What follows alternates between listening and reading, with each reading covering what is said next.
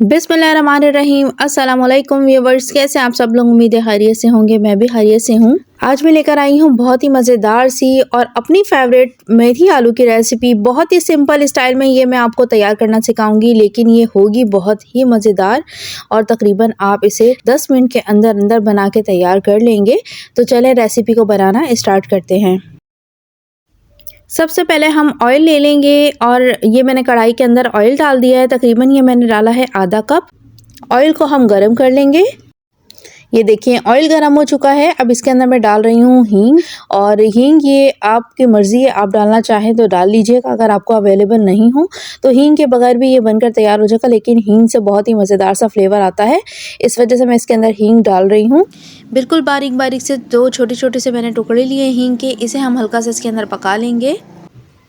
और अब इसके अंदर मैं डाल दूंगी आलू। और आलू ये मैंने तकरीबन 4 से 5 अदद बड़े साइज़ के आलू लिए हैं और इसे मैंने कट कर लिया है। देखिए मैंने राउंड में कट किया है, बस इस तरीके से आप कट कर लीजिएगा।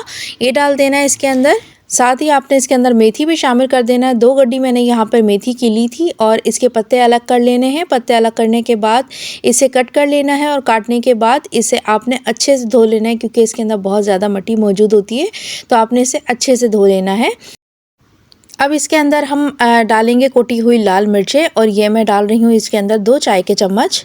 और अब इसके अंदर नमक ऐड करेंगे। नमक आप अपने टेस्ट के अकॉर्डिंग इसके अंदर डाल लीजिएगा।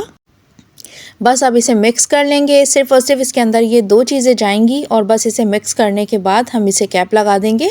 और इसे हमें इतना पकाना है कि ये जो आलू है ना ये गल जाए। तकरीबन ये 10 मिनट लेंगे गलने में। पानी इसके अंदर हमें शामिल नहीं करना है, क्योंकि इसके अंदर ऑलरेडी पानी मौजूद है। हमने इसे वॉश किया था ना, सब्जियों के अंदर पहले ही पानी मौजूद होता है, तो इसी पानी के अंदर ये सब्ज़ी पककर तैयार हो जाएगी। और हमें आंच इसकी बिल्कुल स्लो कर देनी है।